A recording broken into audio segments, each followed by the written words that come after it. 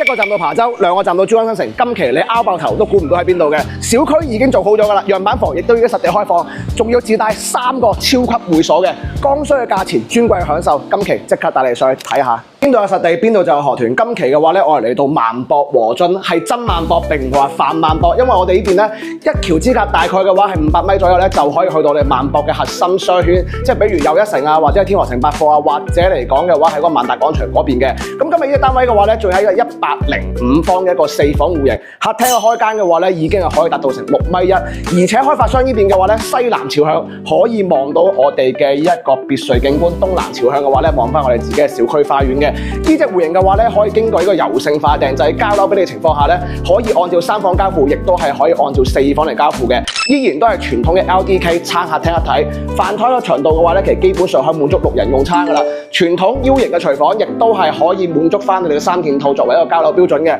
咁呢個產品嘅使用率嘅話咧，去到130%㗎，非常之誇張，簡直可以話吊打銅板塊，基本上係200方嘅產品，200方都未必有6.1米嘅客廳開間啊！最細嘅房咧，我咁樣講係9個平方嘅，而且呢邊嘅產品力嘅話咧係非常之強，你可以感受到啦，每一間房嘅空間感並唔差嘅，而且仲要帶一個9年嘅潘廣富書包直升嘅喎，非常之震撼，可以話係學鐵箱滿滿㗎啦。咁呢邊嘅專人套房嘅話，亦都係全景窗嘅設計啦。望翻出去呢個視野非常之震撼嘅。目前嘅話咧係加推最後一棟9號樓，亦都係成個萬博板塊絕版嘅一個超珍貴產品嚟㗎啦。總價460萬，賣完就冇㗎啦。有興趣嘅關注我團，帶你過嚟睇。